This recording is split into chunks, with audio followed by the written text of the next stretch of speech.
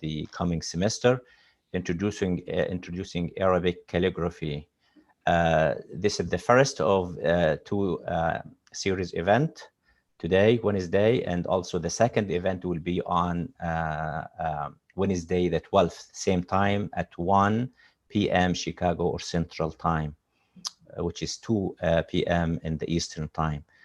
Welcome and thank you for everyone who is attending with us today. We are doing this for our students who are studying Arabic in the intensive Arabic summer program nowadays. They are with us now, and also to the audience and the community at large. Our presenter today is a specialist in Arabic calligraphy, has been doing this for a long time. Brother Zishan Haq, and inshallah, I hope everyone will enjoy his presentation. And the floor is yours now, Brother Zishan. Thank you, Brother Talat. So it's a pleasure to be here presenting in a rather unusual format that I've done my previous workshops, but I think we can try to make the most out of it. So my name is Zishan, as Brother Talat mentioned. I've been doing calligraphy for quite some time, but still I feel like I'm still a student because it's such a it requires such a finesse that it takes years and years, sometimes decades to master properly. I'm still trying every single day to just want to make sure that I can continue my my practice. By profession, I work at Walgreens. I'm IT product manager, but calligraphy is something I do enjoy on the side. So I will start by kind of giving some background, and that some of it may be redundant to a lot of you folks. If you are into Arabic calligraphy, you may know a lot of these things, but I think it's always good to kind of refresh and go back and discuss some of the basic and fundamentals of calligraphy. What are the different styles in Arabic calligraphy, and then we can kind of dive a little bit deeper into actually trying and testing some of those techniques. And from that point on, it's all up to you how far you want to take it. So I call it the divine penmanship because if we talk about the Islam as a religion, the expression of art is fairly limited in the sense that the actual pictures of live humans or animals were prohibited. They're still prohibited. So there was, of course, artists need a way to express themselves, and calligraphy or writing was one of the source of expression that evolved. And people put all their creative energy into Arabic calligraphy, so it became like a script that has so many variations into it, such a beauty tied to it, because everyone is just thinking to beautify the script. Then the later on the addition of Quran to be written in this language, it became prettier and prettier over time. So it, every art starts with some of the fundamental tools, like what are for chisel or hammers, for sculptures, for Arabic calligraphy, it's just a pen, and the pen is not any pen. You can literally use like anything to write calligraphy. This is what my recommendation to a lot of beginners is, that you don't need to buy dedicated calligraphy pens. This is the beauty of this art form, even it's Arabic or any other calligraphy form. It's one of the cheapest hobby to start. And I can show you some of the tools that you can literally build yourself to start practicing some of that calligraphy strokes, or some of the things that you want to do from your writing. Some of the fundamental tools that calligraphers have been using are bamboo pens that you see at the bottom right of the screen. Then there's some advanced pens that are coming up lately, which are a little bit more hand carved, pens, a little bit tip that is longer lasting, has a better ink flow and whatnot. So there's some innovations that come up. But fundamentally, a lot of calligraphers, if you do YouTube videos, and you will see that most of the calligraphers use this basic bamboo pens, which they chisel and cut to the right width, and then to their comfort level. Then we have some fountain pens that are also coming up. You fill it up with ink just like any other fountain pen. They have like a little chiseled tip at the end, and then that's used for Arabic calligraphy. There's a slight difference between a pen that's made for Arabic calligraphy versus a pen that's made for English calligraphy. And then once we get to that actual practice or the exercise view, I'll show you the differences between the two. But that's like the tools that can be used, and of course ink and some of the other things are needed, paper as well. Um, when it comes to Arabic calligraphy, again, as I mentioned, there are these are just to list a few. There's so many other variations as well, which are not listed here. Some of the new styles that are coming up, calligraphy styles, some of the more modern styles that some of the recent artists are creating based out of these fundamentals and foundational styles that we have in front of us. It's the same script, the same lettering, which says Bismillah ar-Rahman ar-Rahim, which means in the name of Allah, the most merciful, the most beneficent. And at these 5 different styles in here, right? So this is a Nasq, this is a Tulit style, this is Muhaqqaq style, Nastaliq style, Riqai style, right? So the same lettering, you can see how different it looks. And then, when it gets to a little bit more advanced styles like Kufic, it just changes the shape completely. So we look at some of those. So these are just to name the few standard styles that are available and people, the artist or the masters practice. And there are different applications for each style. For example, if you pick up any Quran, a religious book, most of them are written in the Naskh style because it's easier to follow and then easier to read. Compared to Riqab, it's used a little bit more in terms of like a little bit simpler style to write, but most of the script or religious textbooks you won't see in this style because again it's not as straightforward as this one, because the dots, when it comes to 2 dots versus 3 dots, it's not as clearly legible as something like a Naskh style. So it just based on the application, a different style is chosen. Sometimes it's purely ornamental, it has when it gets to Kufic style, which we'll look at in a follow-up slide. It's very ornamental. Its sole purpose is to beautify. It has a meaning to it. It has the lettering in it, which if you are a good reader of calligraphy, you can figure out, but sometimes it's really hard to start. And we'll get to that a little bit further. So Nastaliq style, again, it's a little bit more of a Persian touch to it. A lot of Urdu books or the Persian books you will see in this Nastaliq style. Again, because the alphabets that are in Arabic are the same alphabets that are in Urdu or Persian script. That's why they look and feel very similar, but the languages are completely different. So these are like to kind of give you a highlight of how these various styles can be used, and it shows a diversity of the Arabic calligraphy as we know it today. And these are just one sample, like how the fluency, the flow of this script help create these ornamental shapes. So when it comes to like Tulut style, it's one of the most widely used for ornamental and design needs. So it can be really composed to make these complicated art pieces that a lot of Muslim homeowners they have in their homes, or it just looks pretty to look at. I mean, they are mostly looked at as an art piece. It can be done as a straight style, but the same thing can be, I mean, these are not the same thing, but this can be created in a different shape. And, it takes months or sometimes years to create a composition like that, because when we actually get to the writing of this script, it is a very well proportioned script. For example, the distance between these two will be exactly the same distance between these two. The length of this stroke is same as the length of this stroke up until here. The distance between these two is very calculated and measured. So that's why when you look at it, it looks so well balanced, because when they're composing these detailed verses into a particular style, they have to conform to these fundamental principles and the rules of the solid script, which makes it very tricky to come up with the detailed compositions like that. So it's not like, they just pick up a pen and start writing. It takes months of practice and months of discarding and revisiting the same design, and then again and again, until all these proportions are completely in sync. Like if you notice all these strokes here, they will have the exact same distance, and it's very well proportioned. So that's where it becomes a bit challenging, but it gives us them flexibility to transform this style, but still follow the foundation rules and come up with these beautiful ornamental shapes.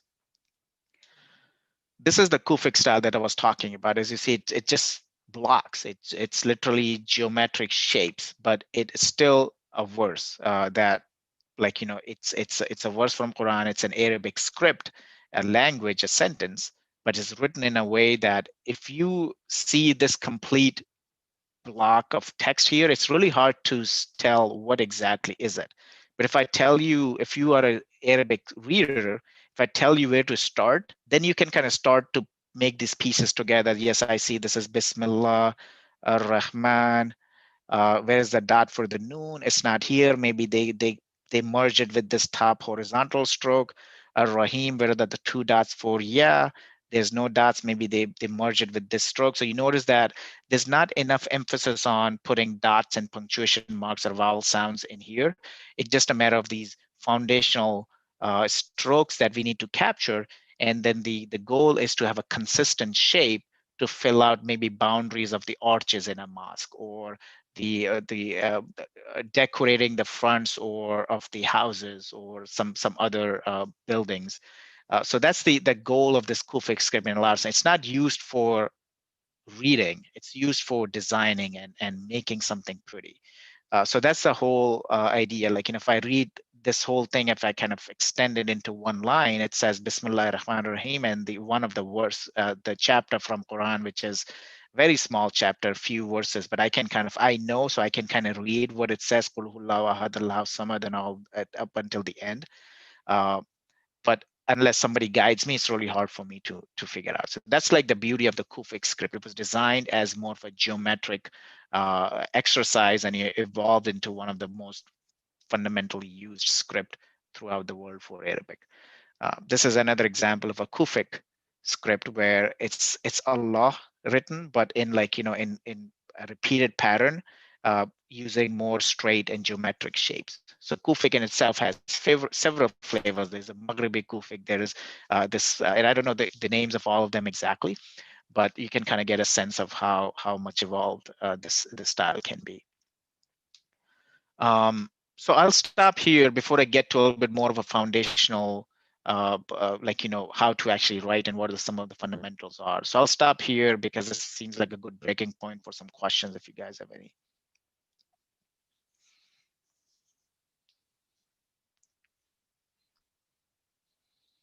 Can you tell us a little bit about your background with calligraphy, like why you are, into it, like have been called or feel like it's become your passion? Sure. So I first letter when I was in fifth grade. Like, from a very young age, I had somewhat good handwriting, which digressed over time. Now I have a crappy handwriting. That's one of the things I'll touch upon when we actually get to the exercise, that you don't need to have a beautiful handwriting to be a good calligrapher. But let's put this on the side for now.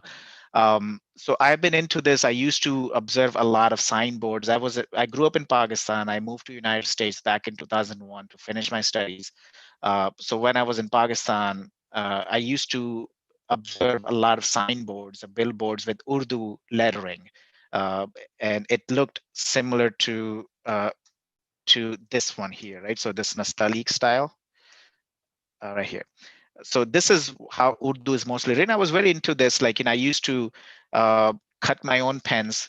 I didn't have enough money to buy the pen, so I would buy a regular fountain pen, use like a wire cutter to cut an oblique uh, uh, nib. Like, so I used to get a pen like this with no oblique cut, and I used to cut it. Later on, the same company, I don't know if they stole my idea or whatever, but they started selling these pre-cut pens. But I used to cut my own pen, sharpen it on a sandpaper, and then I would write Urdu lettering like this. Then I got into English calligraphy.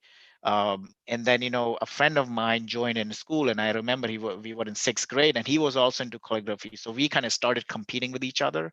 That he would write a letter, I would write a letter. We would take vote against the class. I know it's a mundane example, but it kind of uh, triggered this little passion on me where I would always want to write beautifully going forward. So my teacher encouraged me because a couple of times they saw me writing on the blackboards with the chalk, and they said, "Hey, you make sure you continue it because it's really good." That one time, an anecdotal example, like my during recess, I wrote something on the board, and my drawing teacher, he came in, arts teacher, he came in, and he was a very strict guy, and the first thing he asked in a very strong tone, "Who wrote this on this blackboard?" And I really got freaked out. I'm like, okay, did I do something I shouldn't have done? And I carefully raised my hand, and he said, like, never stop. He just said that. He said, never stop writing. So those kind of gave me encouragement. In Pakistan, there was no official way for me to, or resources for me to explore it on my, or study it from a master. But I continued practicing on my own. I still continue to practice on my own until I came to US. And in the United States, I got too busy with my studies and the work and all. One of my coworker was getting married. I offered him that I can write some of his wedding invitations for him. And he said, yeah, why not? And I wrote some, and he said, do you know you can make money off of it? And I had no clue that somebody will pay me to write uh, in calligraphy. So I started writing calligraphy for a good 4 or 5 years. I did a lot of invitations, but then this desire of uh, Arabic calligraphy was still there. So I kind of pivoted at that point because my wife said, "Why don't you try this in Arabic? Because it will kind of make me a little bit more spiritual, connect me to the Word of God as we know it." So I switched my gears toward practicing more and more Arabic calligraphy and starting creating paintings and artworks. And now I create digital laser cut products based out of my handwriting. So it kind of evolved over time, but my passion has been there for a while. I just needed some right nudges at the right time to kind of keep moving forward on this. Thank you.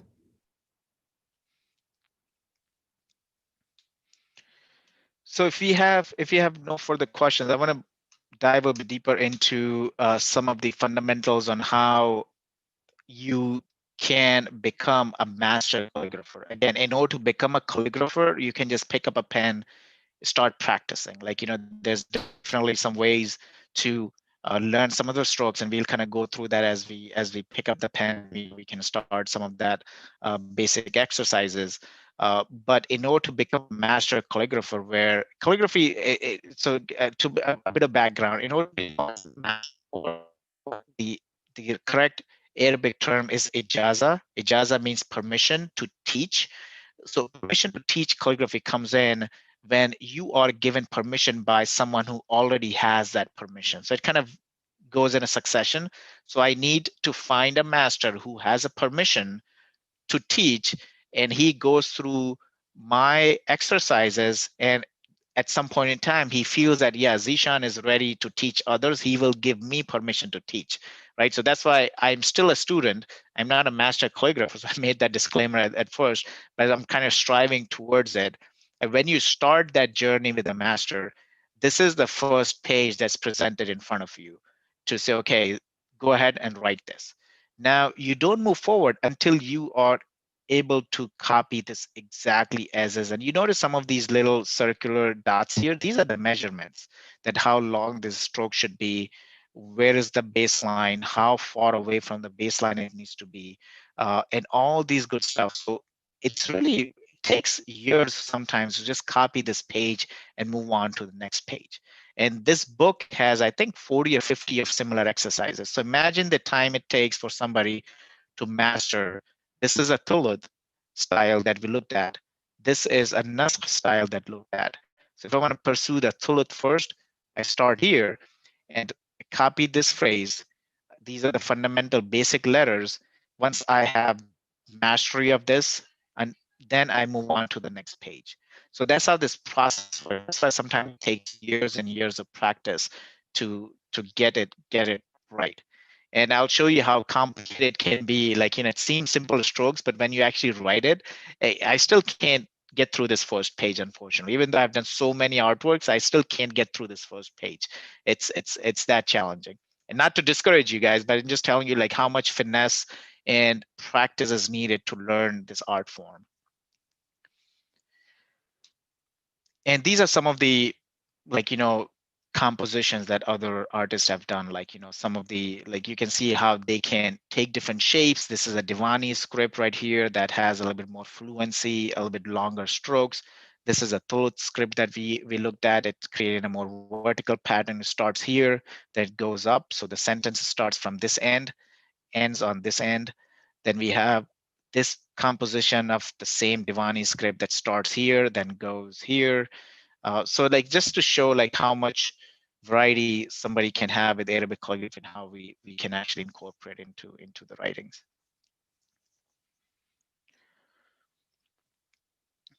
Any further questions before we jump to um, the actual exercises?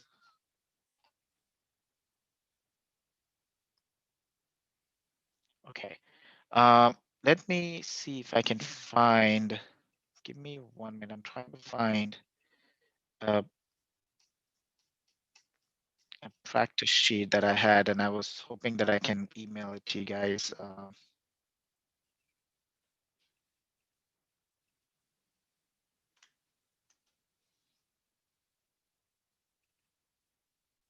Okay. I think I'm gonna email this to brother, and then you can kind of share this with everyone. I need to stop share for a little second, and then I'll reshare back.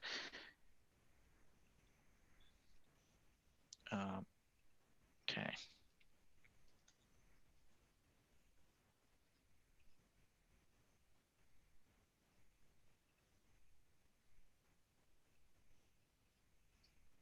Okay.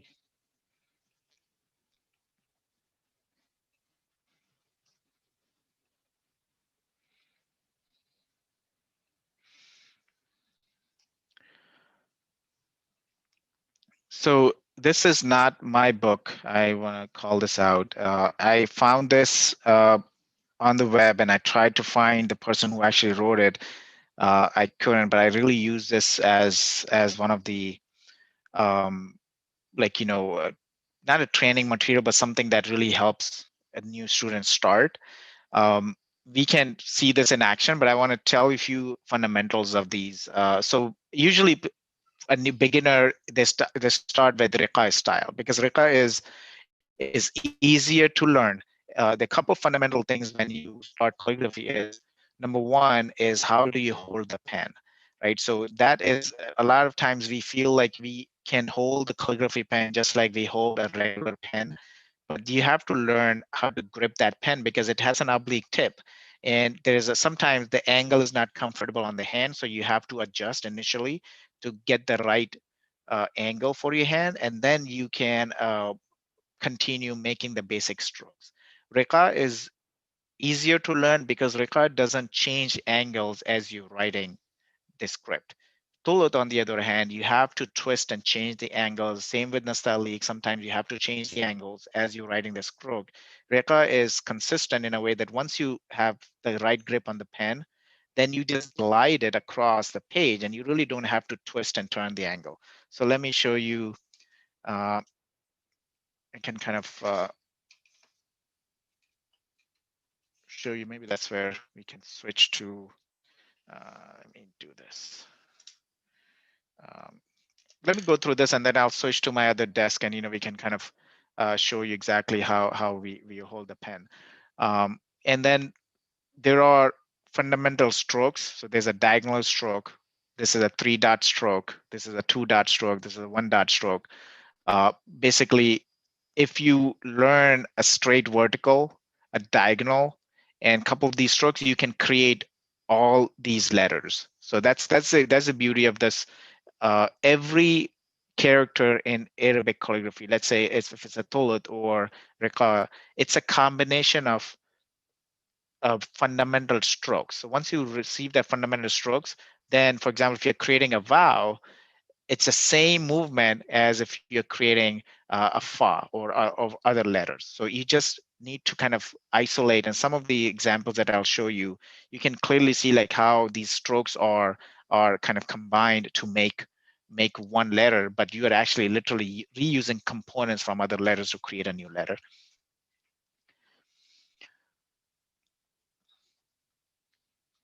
Then these are some, like, the directionals of how you create these letters. So this one goes down. Here you go with one stroke up, then you are kind of going this way. So this will help you. And Pratala, I'll forward this to you so you can share it with the group. So like, you can kind of practice on your own. This sheet will tell you what's the length of the stroke should be. So for example, this is 3 dots, and we'll cover what does that dot means. And so for fundamental letters, Aleph is 3 dots long, Ba is 3 dots wide, and there gotta be 1 dot difference between this baseline and the top portion of the Ba. So as we go through this, we'll experience that as well. Any question on this so far before I switch my desk and set up my angle so we can see in action?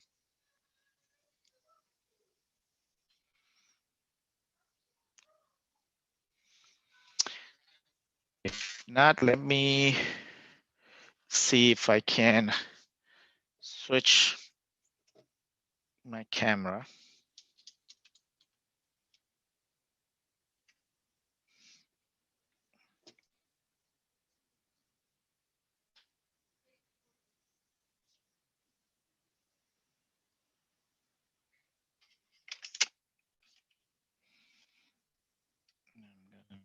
Bring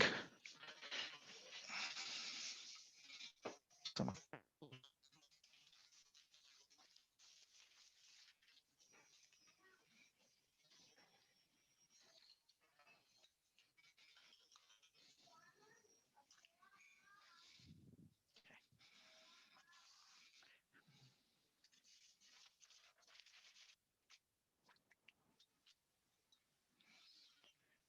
I need to. I'm trying to see if it feels like it's a mirror image for some reason. Okay, let me try to fix it. It seems like a mirror image. Yeah. Hold on, let me see how I can fix this piece.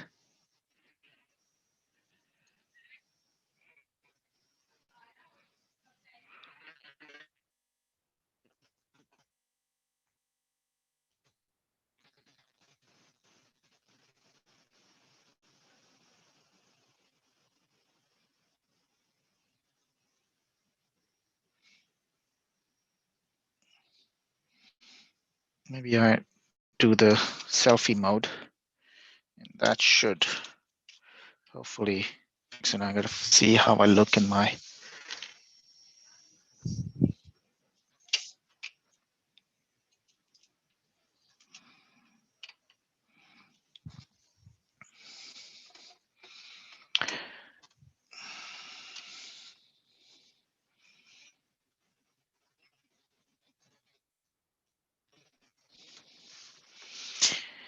Do you? Okay, so let me see if I go to video options. Let me see if I have video options here.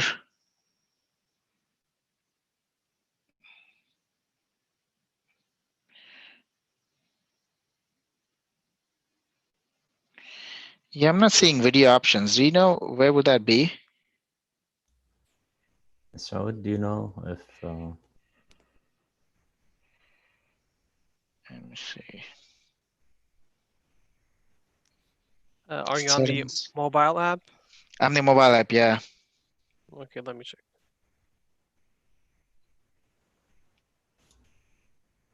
Oh, mirror my video. Okay, I got it.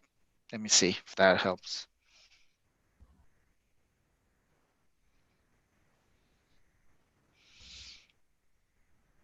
Okay. I thought I mirrored it. Let me see. Let me try again.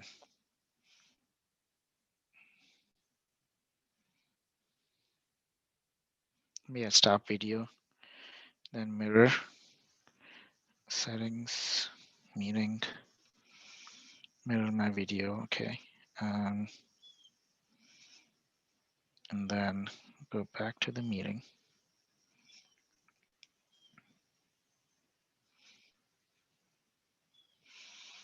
No, it still shows the same. I'm gonna try one more time.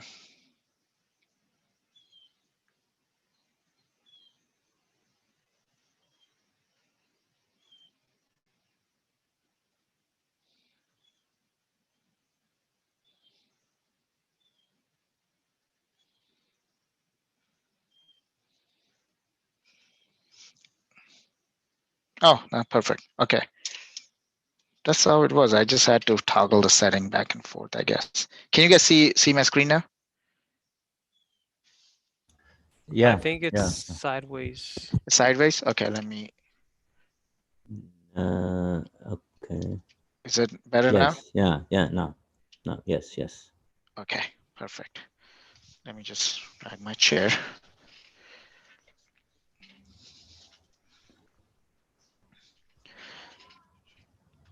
So, and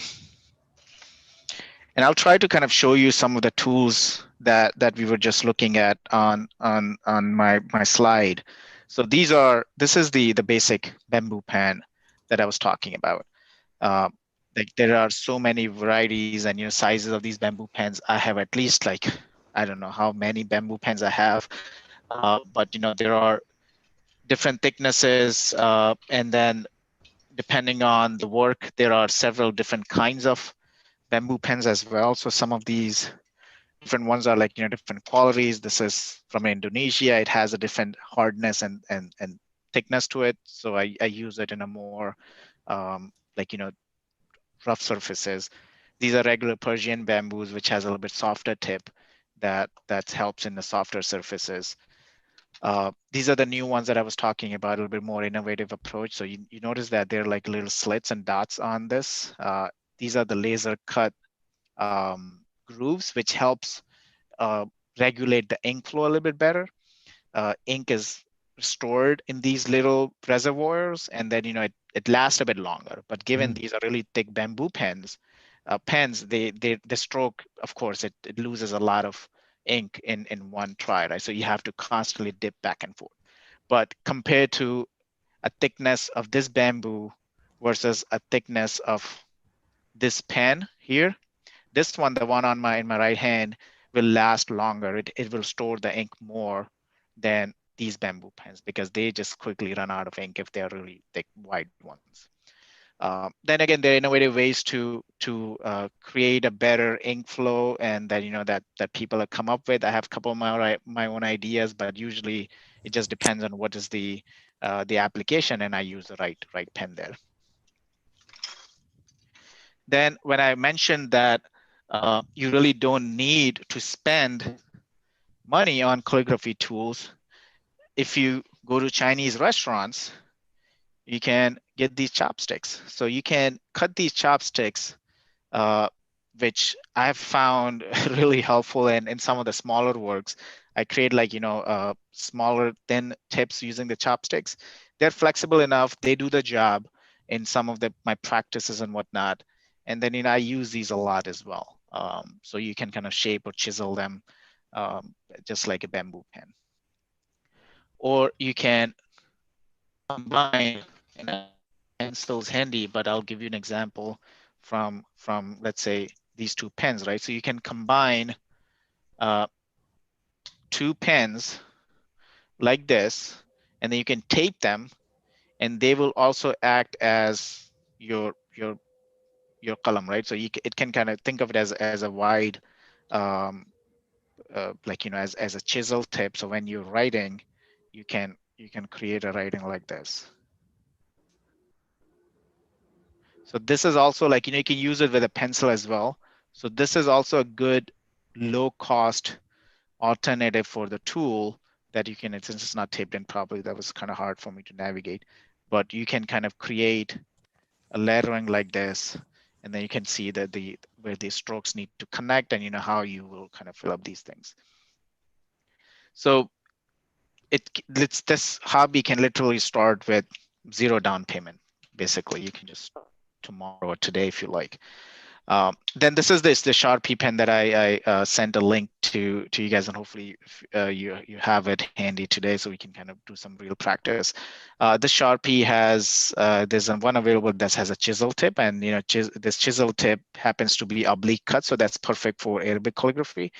For English calligraphy, as I was telling you, the difference between English pen and Arabic pen is that Arabic calligraphy is a little bit left slanted like this, but English is very flat. It's a straight edge cut. Let me see if I can find a pen that explains it.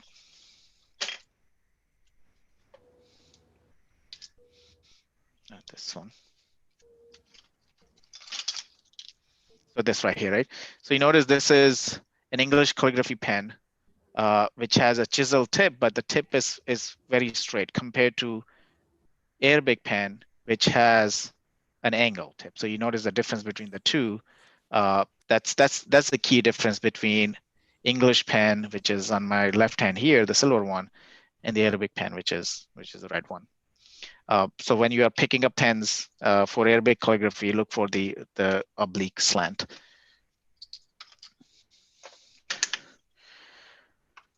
Okay, so with that said, I will go through some of the basic strokes, and I encourage the team members here to have a clean sheet of paper and this chisel tip marker that we have, and then observe some of the things that I can tell you, and after that, sky's the limit. You can practice, but there are a few fundamentals that I want to go over today. One is how to hold the pen for Arabic calligraphy, and that's one of the critical piece. And I'll give you a technique that will help you remember it. So with your regular pen, it really doesn't matter how you hold it, right? You can hold it anywhere and it will write a monoline. With Arabic calligraphy, the trick is when you put the pen on the paper, it has to imagine this like a square box. And then when you put the pen on the paper, it should create like a slant at like 45-degree angle. That's step one. If it's held incorrectly, this 45-degree angle will not be there. So it will come up everything but 45 degrees. So make sure this whole thing is resting on the page like that. So that's step one. So once you know your grip is correct, as you dab it on the paper, you should see a consistent 45-degree or a line that is as wide as the width of the pen. Once you get this in control, then the next step is you put it on the paper and you drag it towards you a little bit, towards the right. And you should see this diamond, this dot. That kind of tells you, okay, your grip is very perfect, because if your grip is not exactly correct, then you will never make this dot. You will make some weird shapes, but this dot will never come into existence until you get to this setup. Any questions on this step here? So like I'm seeing some I don't know how to describe it. It's like it's leaving this white in the middle still, despite that. Even I don't know why. Like in white here, and this spot. Like let's say, let me use a different pen. So when you make a stroke, you seeing the white on this pieces like here, just like where I'm putting black. I can't really see your screen that big. Hold on a second. Okay, let me see if I can. Yeah, I can see it now. Kind of. I don't know how to describe it. It's like I'm holding it properly, I think, but it's leaving like trace marks of white inside. Can you share your screen and show me? I can kind of look at it. Can you see my? I don't know Yeah. if the participants have the shared screen. But, no, not share the camera. Sorry, you can hold it on the camera. Yeah. Right? Oh, yeah. Yes. Okay, so I see that, but where is the white mark that you're saying? Like around here. Okay. Yeah. So can you draw like a little dot, just like I did? Draw a little dot and see if that is coming up pristine as here. Yeah. Well, actually, I think it's the pen, because I can do it on the red marker, not the black one. Yeah, try a different pen, because if you're holding it right, and then you can create this dot. If you see something missing in between, that's probably the pen's fault. If you see something missing on either end, then it's probably you're not resting it properly on the page, right? So if it's slightly upwards here, then you will see something like this. Slightly lift it up from here, then you will see something like this. So you just have to, that's why the first step is you make sure you are your muscle memory is the whole pen is resting on the paper. Like, you are not leaving any of it off the paper. So once you get that done, then the next step is you rest it, then you move. You move this way until you get this diagonal dot. And sometimes this piece, it takes a long time because a lot of folks who are starting calligraphy, they try to jump into letter creations and actually writing without learning this fundamental, and they get frustrated because they can never see the strokes properly and they get frustrated and then they leave. That's why I always encourage students that unless you get this stage completely for your benefit, don't move forward.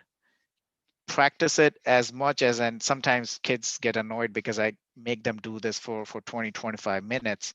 They're like, why are we doing dots? When are we going to actually move forward? And I'm like, when you fix your dots, that's when we'll move forward.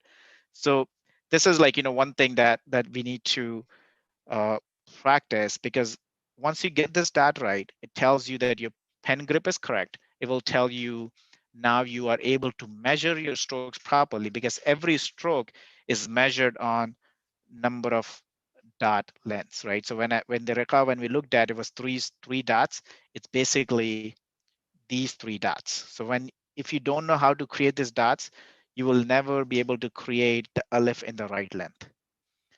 So this is a fundamental thing that we all have to learn and master. So that's step one. Now, after this stage, you guys will be able to hold the pen properly and are ready to measure. So the next step is the measurements. And how do you do that? Given that a pen can have, and this trick or technique applies to all kinds of calligraphy out there, at least all the calculated and the measured pieces. I'm not talking about some of the more modern free form styles, but italics, Gothic, Arabic calligraphy, they all use this principle of calculating the length of strokes based on the pen width. So if you have, let's say, for example, if I take the example of the Sharpie and I'm taking an example of Aleph, right? So it has to be 3 dot long. So 1, 2, and 3, right? So this is the length, and you can kind of create like an imaginary line. Let me see if I can find a pencil. So you can like create an imaginary line here. Once you have this dot, then you can. So it gives you like this little window of for Aleph. But let's say if I have a big, thicker, wider pen, then it's 1. I mean, it's pretty much the same. I'm gonna find a wider. Let's say if I go with this one, right? So that's 1, 2, 3. Now my aleph needs to be this long.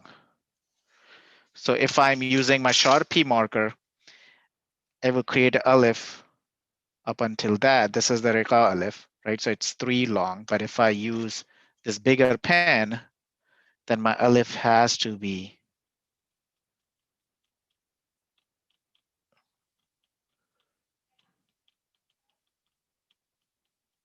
that big.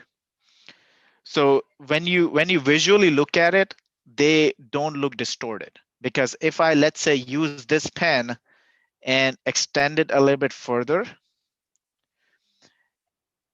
if you're following a Riqa script, this aleph will stand out because it just won't look in sync.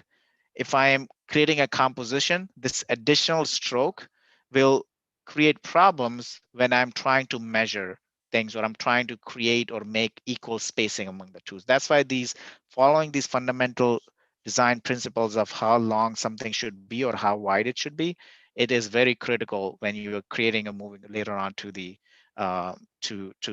bigger compositions. Now, if we do a bar, if you look at this example here in my screen share, you notice that it is 3 strokes, 3 dots wide, and there's like about 1 dot difference between the baseline and the letter, right? So if I have a 1 dot difference, I can probably do it like this, right? So this is 1 dot. So I know I have to start my bar somewhere around here, and the bottom needs to touch this piece, right? And it has to be 1, 2, 3 strokes long. So I'm just going to try to write it.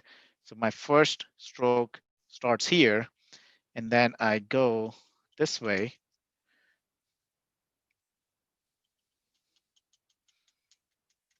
I'm going to stop around here. So that's like the reka of like ba, because and now you know 1, 2, 3. The difference between 2 is about 3 dots.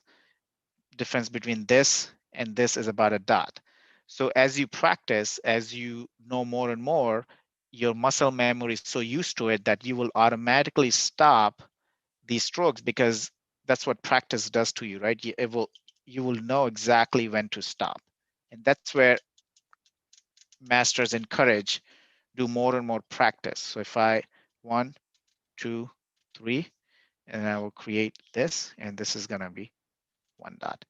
So that's like how I want you guys to think when you are picking up the pen for the first time or trying to get more involved into this. Learn how to hold the pen properly, learn how to create the dots, learn how to measure the things, and then start with the very fundamental strokes. So the fundamental strokes for Reka are vertical strokes that we talked about, then using the same grip, the one that you use for the dot, and keep constantly checking if your grip is okay, because sometimes we lose track of it. We keep, because normally when we're writing, we continue to twist the pen unknowingly, like, okay, I wrote letter the, then I twist it, I don't realize it. But with calligraphy, you have to be very consistent with the grip. You keep checking your grip, keep extra sheet of paper right next to you. And then the first fundamental stroke is this vertical alif right here. The second fundamental stroke is using the same grip. I'm going horizontal.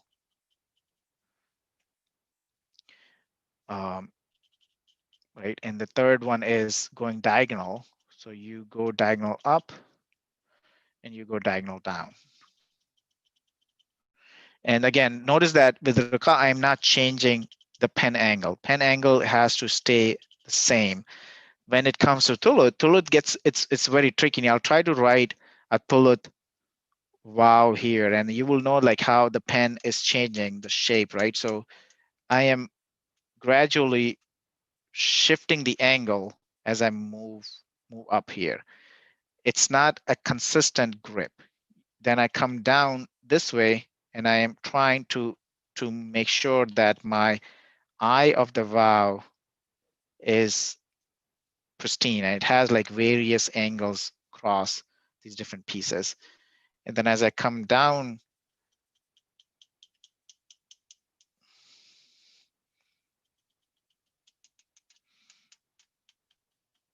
then over here, I have to change the angle again to make sure that it is properly pointed. And this has to be 2. This has to be 2. This has to be 2. There's a difference between this, I think is 1.5. And then this stroke has to be 4. 4. So these are all the measurements that go on Tulut. So it gets very complicated when it comes to Tulut. So that's why Tulut is very difficult script. Rekha is what I usually start my students with, and I'm not even very good at Tulut as well. I'm practicing that every day. So that's like fundamental stroke, vertical, horizontal, some diagonals, and then of course there's some curves as well. So as you go to a bit more advanced, you can work on these curve strokes as well. So that's how like the basics of Rika or any Arabic calligraphy goes. Once you master these, it will be very easy to transition into other styles. So I'll stop here and then maybe ask some questions or answer some questions for students as you're trying it out.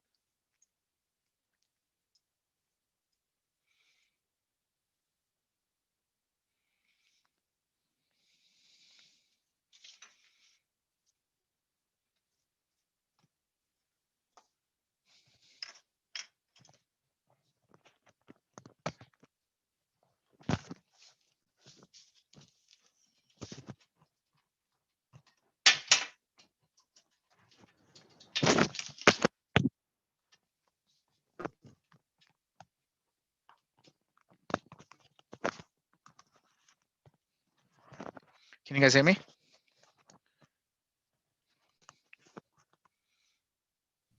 Yep. Yes. Can you guys hear me now? Yeah. Sorry, when did I lose you guys? I kept on talking. I didn't even realize my headphone was off. No, I've been listening. I mean, it was all the time. Yeah, Okay, good. We could hear you. You just Okay, said good. any questions and we didn't respond. Okay, perfect. Yeah, because I saw my headphone was off and it gave me anxiety.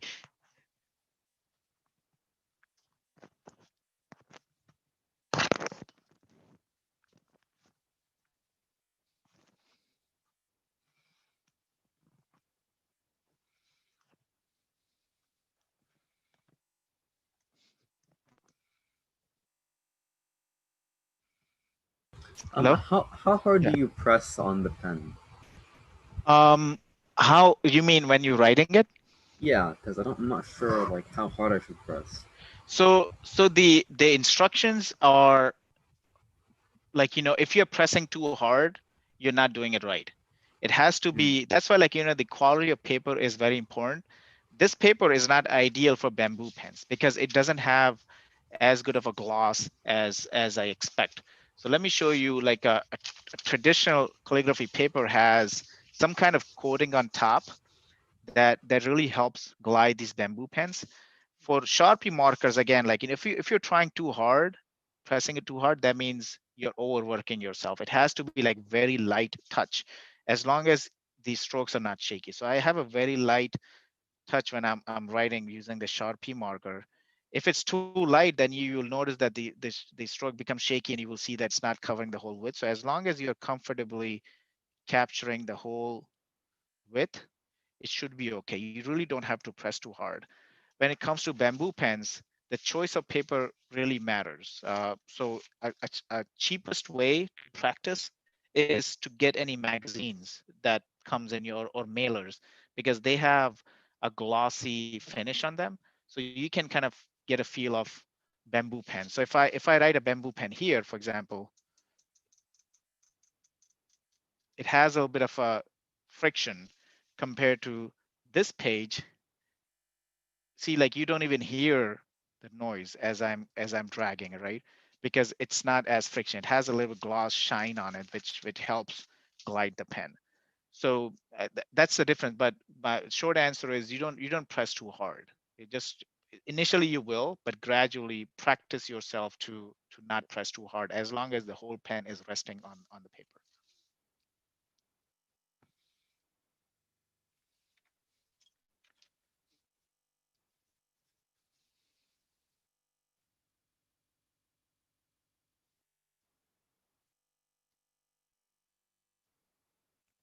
Does that help answer your question? Yes, definitely. Thank you.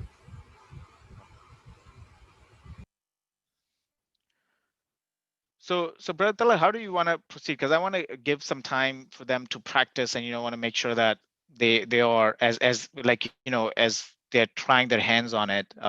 They should be able to ask any questions. Usually during this time, I'm kind of walking over people's shoulder and watching how they're doing. What would be the best use of this time as students are practicing?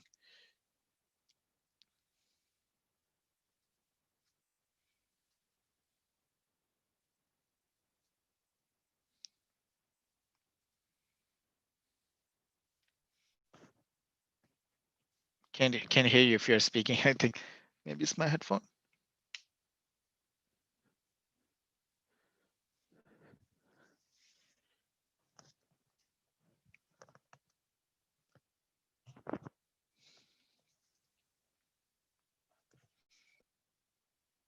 Guys, can you hear me? Yeah, I can hear you. Okay.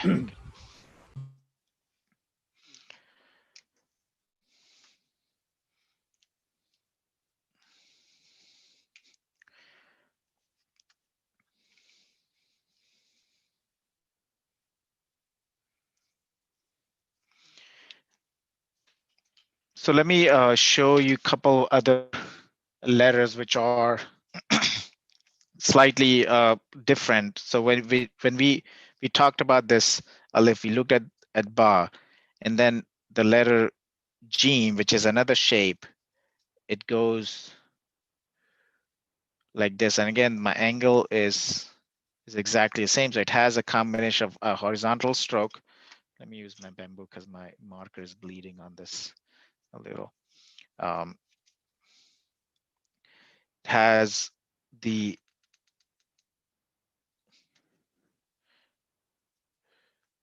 a horizontal stroke, then we come a diagonal stroke, and then slight horizontal stroke. And then I told you about the curve. This is one more thing that we have to practice as part of Rika, is creating this little pointy edge at the end.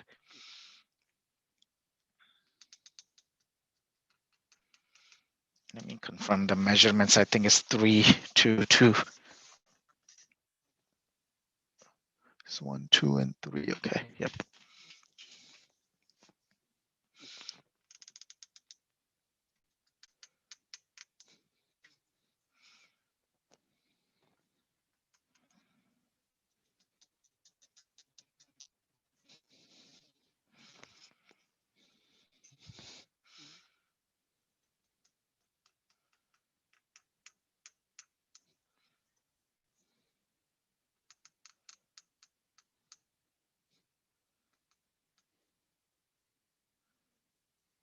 So sometimes you can stop, or as you practice over time, you may be able to twist your pen here and make this tip using the same stroke. But either way, whatever is your comfort level, you can stop and then make the point, or you can do in a succession. So this is a 2-stroke. As you see in my shared screen, there's a 3 dots here, 1, 2, and 3. So always, like, whenever you make these, get into the habit of measuring your stroke lengths, and it will just make it easy over time as you are building it. So 45-degree angle, diamond shape, measure, then create this boundary. Oops. And then start pressing.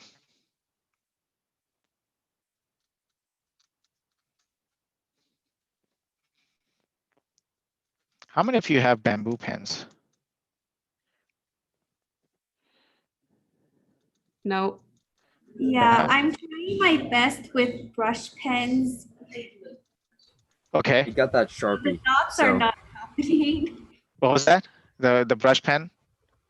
Yeah, I'm using a brush pen, so I'm just kind of free forming, I suppose. Yeah, brush pen won't work for Arabic calligraphy. Actually, brush pen is more of a like, for modern English scripts. I have some brush pens, but Arabic has to have like very defined edge.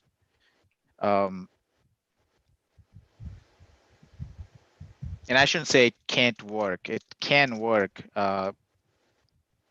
Depend on the creativity level. Can you show us some of your other ones?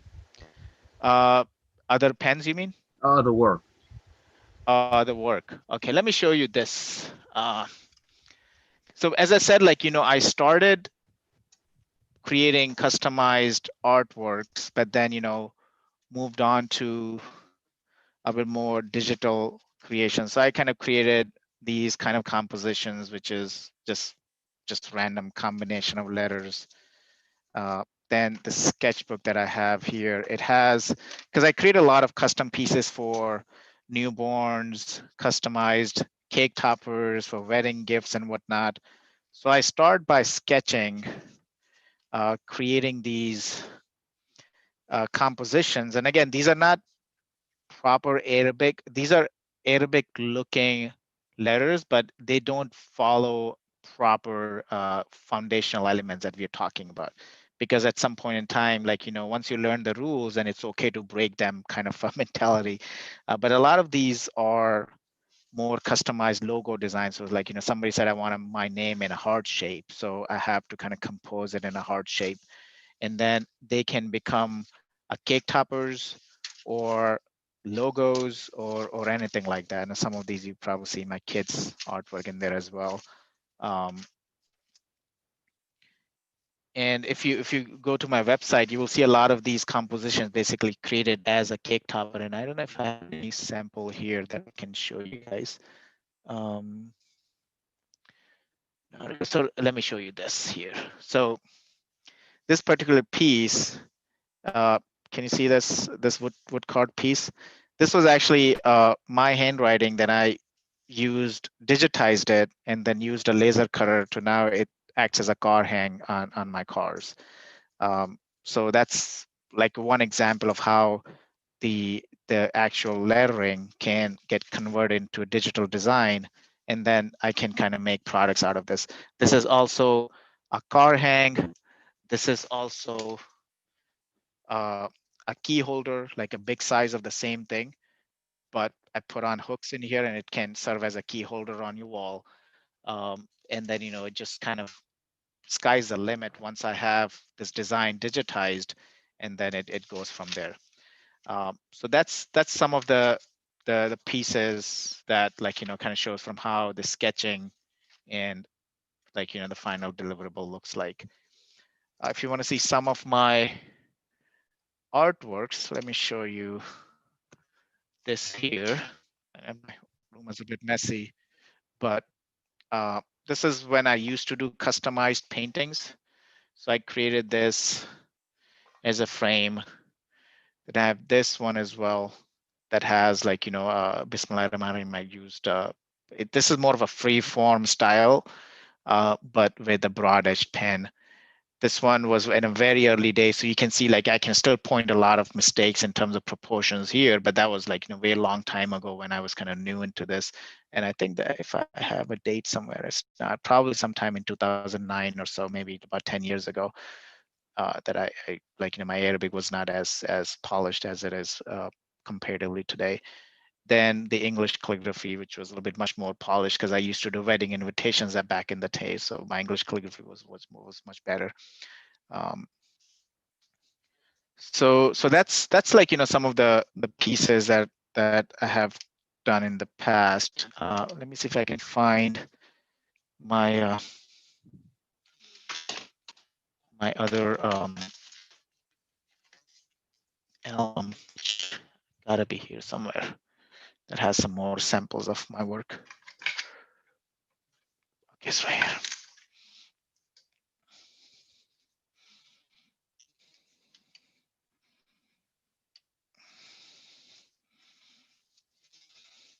So this was from back in the day when I used to do customized canvases. So most of them are sold now, but I used to create these wedding invitations, wedding gifts, some of the custom art pieces. This was the one I did for a kid's nursery. His name was Makin. So one Arabic letter on each canvas to kind of match his nursery decor. Some of these pieces were all frames. There was one piece that I have, which was actually selected as a calligraphy juried piece, which traveled across several libraries across the United States. And I don't know if I have this one right here. I have a picture of it. This piece was selected as a calligraphy artwork to be shown at an exhibitions across the United States. It traveled for about 2 years. One of my pieces is currently displayed in Chicago History Museum. So if you ever go there, they have an exhibition going on called American Medina. So that's like a history of Muslims in Chicago. So that piece has been on display until 2021 in their exhibit. So if you ever have a chance, it's a laser cut piece based off of my hand lettering calligraphy. And then some of the other ones here as well. These are some of the pictures of the exhibitions that I've done in the past at some of the conventions.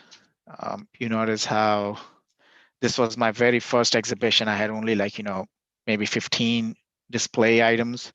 People loved the color choices. So, and then it kind of moved up. I started making more and more, really got obsessed with it. And then at some point in time, I kind of feel myself drowning into this. So I'm like, you know what, how can I scale my art? So that's when it moved into more of digital construction.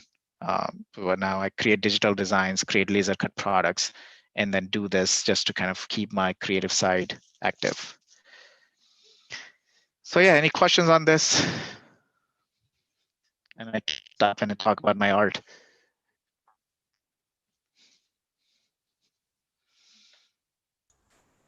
No, mashallah. It seems that you have a long history of the calligraphy products here, mashallah.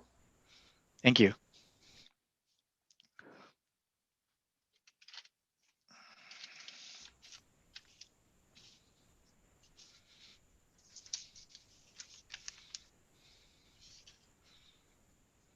So will our students be able to maybe follow you and write and show you what they write, and you can like give them like some feedbacks, maybe today Yes, please.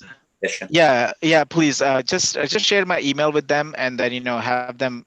So my goal is like, if you guys can before or next week, I think we'll probably have a session next week sometime. Yeah.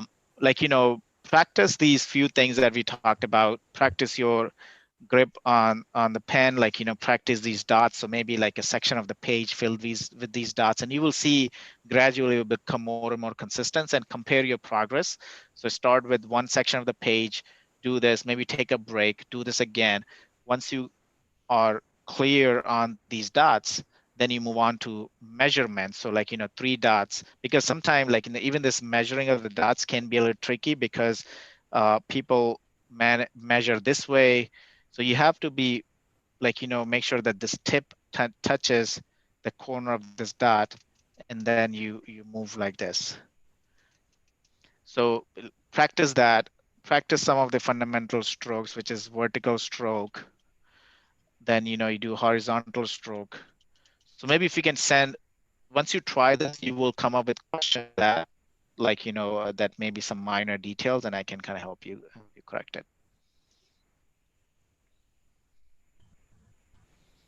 Thank you. Jazakallah khair. Jazakallah khair. Your work is beautiful, mashallah. Thank you. Appreciate your comments. And yeah, feel free to reach out my Instagram. I can forward you that as well, and then my contact details are available. What's too. your Instagram? Can you put it in the chat? Yes, I can do that. Yes, let me put it into the chat.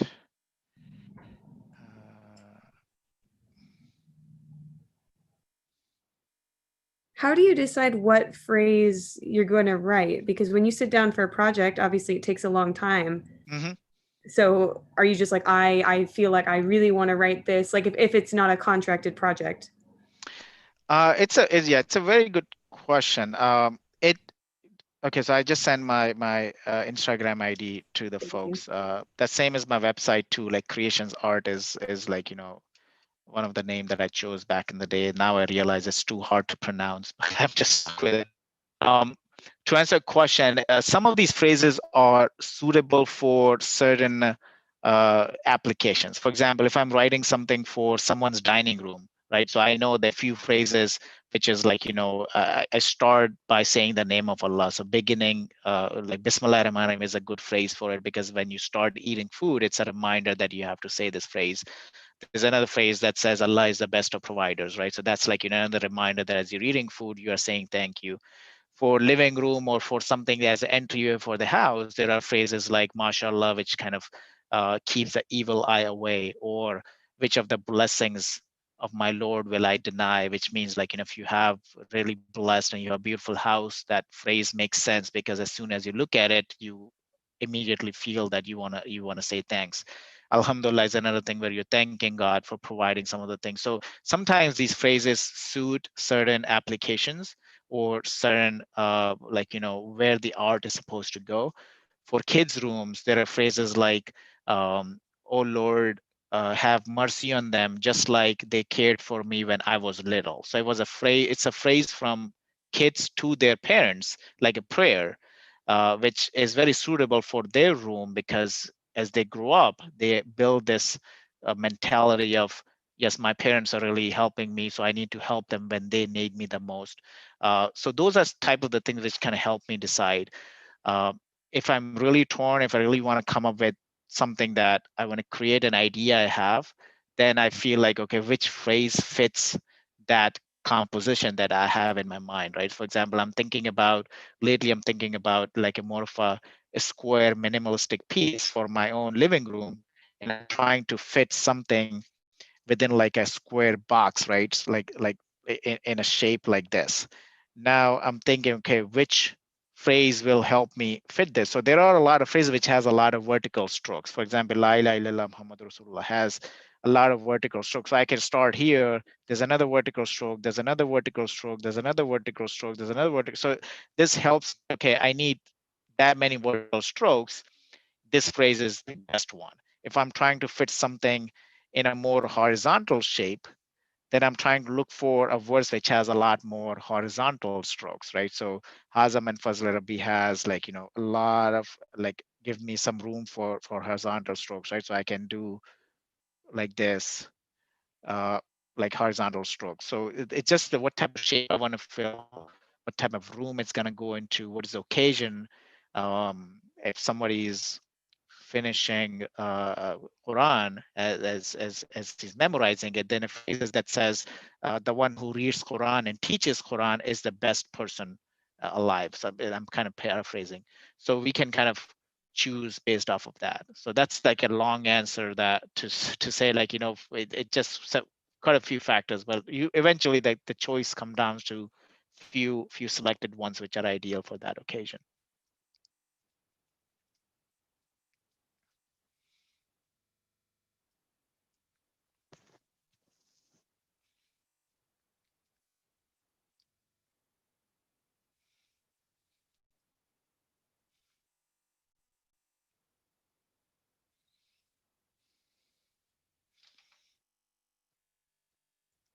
Any other question? Do you ever consider doing jewelry as well? Like, because it's mainly like laser cutting. Is that something you consider exploring? I am actually exploring. I have some designs ready. I'm just trying to find where to put it into the existing line of projects that I have. So I recently started a line of key holders. So like, this is, let me show you this one example here. So this is the design of the key holder that I did. It's shape of a key. It says Bismillah Rahman Rahim, and it has like, hooks into it, right? You can put it on the wall. So I'm kind of exploring this for a little bit. I launched about 9 designs of these key holders.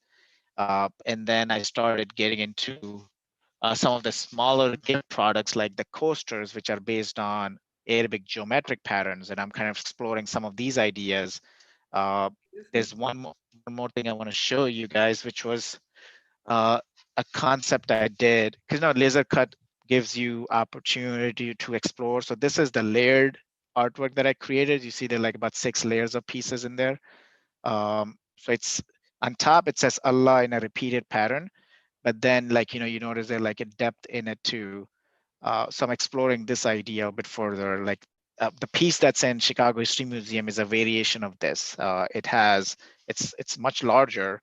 It has like, these multi-layered artworks in there. So there's like, jewelry is another thing. Jewelry has some logistical issues that I have to figure out, like, packing and, who's going to assemble it and all those things. So that's why I'm kind of one-man army right now. So I'm trying to explore the ideas that I can handle myself without employing anyone at this point. Now you told us about these different fonts almost, right? The Mhm. now, do you have a particular one you like?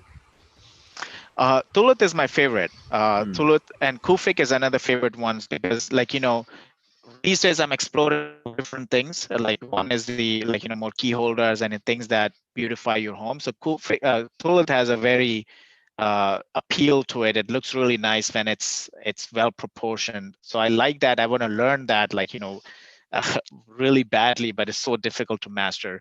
Kufic, on the other hand, helps me create those minimalistic modern pieces that I really envision.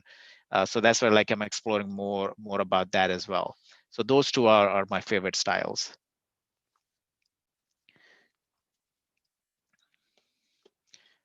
And again, this nostalgic also, like, really appeals to me because I feel I am better at this than any other script. So I try to practice this. So maybe I get ijaza for nostalgic before any other script, right? Because for some reason, because I've been doing Urdu calligraphy for a while, so that's why it just gives me a little bit more head start than any other calligraphy styles.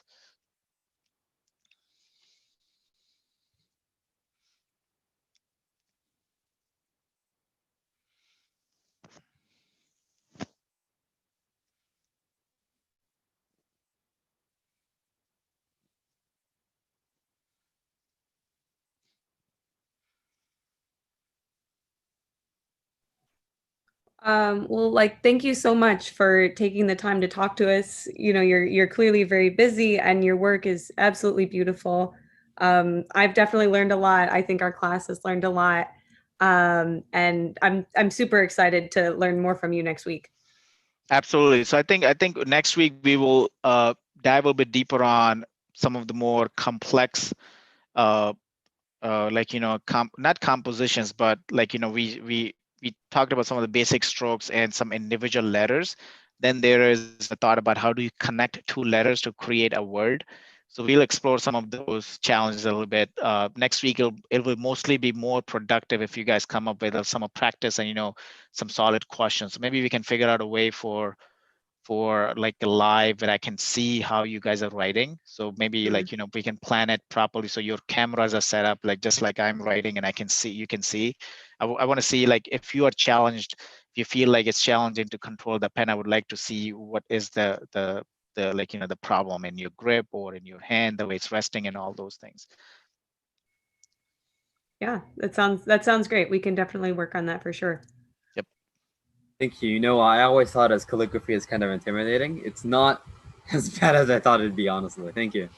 It's not, and trust me, like a lot of people, they feel that my handwriting is bad, so I cannot do calligraphy. If you have this thought, just shoot it right now. Just get rid of that thought, because my normal handwriting is not great. If I say this is a test, and when I'm writing, it's not as clear. But when I do the same thing with a calligraphy pen, it just changes it completely. Like, because I am in the mindset of writing calligraphy, right? So I will, this pen doesn't have ink. Let me find the one that has an ink. So when you do like, calligraphy, it just changes your mindset, because you are holding the pen, you are treating as an artwork, and then you are like, it's just a different ball game. So you don't feel just because you have a bad handwriting, you cannot do calligraphy. It just, they're not connected at all, because you're constantly focusing on your pen grip. You're making these individual strokes. It's just a collection of different strokes. So if you master this vertical stroke, you master horizontal stroke, if you master this dot, then everything is just a fair game. You can do everything. So it's not as intimidating. It's not expensive. It's the cheapest hobby you can pick up. Just pen and paper. Pen and paper. Just buy 2 pencils, tape them up, and then go at it.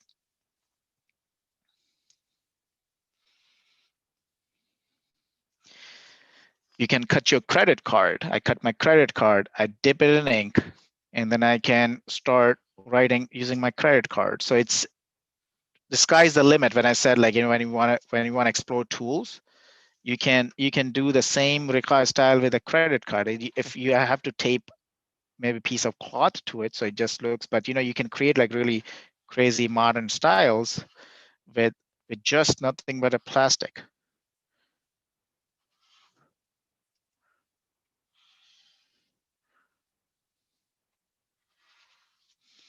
So it's very easy. I mean, easy in the sense easy is a relative term, but it shouldn't intimidate you at all.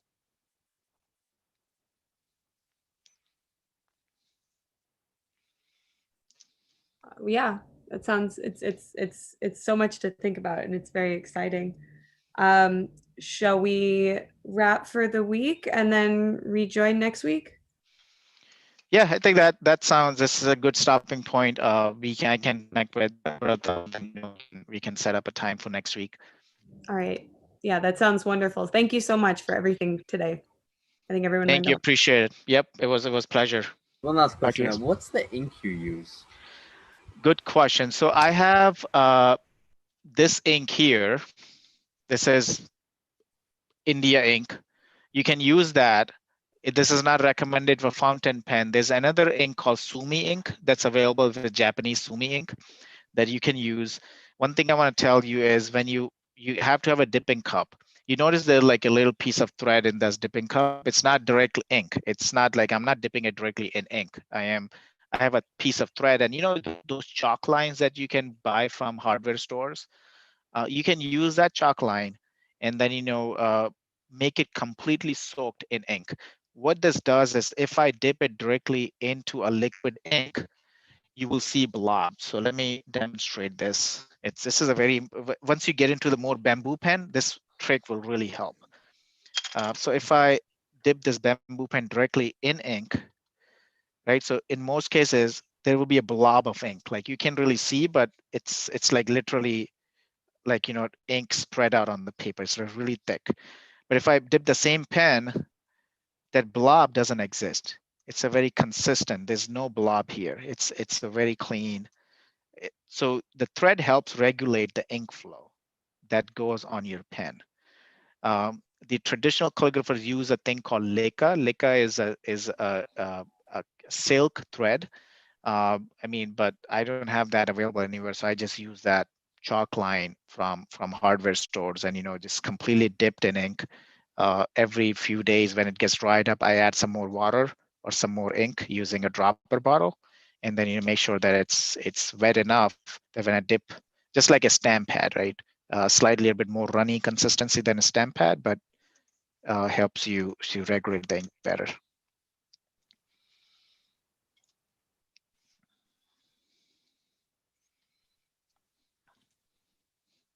Shukran. Thank you. Appreciate it. It was a pleasure, guys. Thanks. Nice to meet you. And Pleasure was feel free to ours. Thank you. feel free to reach out any questions via Instagram or my email, and we'll have line of communications open. Okay. Bye. Assalamu. Next Thank week. you guys. Bye. Salam. Thank you, Brother Zishan. I just want to remind our viewers online that we'll be continuing this workshop next week, and we hope to see you there. Sounds good. Is this gonna be recorded or available on YouTube anywhere, or? Yeah, it's on our. If you go to American Islamic College on YouTube, Okay. it should be there after the stream ends. Got it. Got it. Thank you. Appreciate your help here. Thank you. So I'll leave, and I'll see you guys next week. Bye.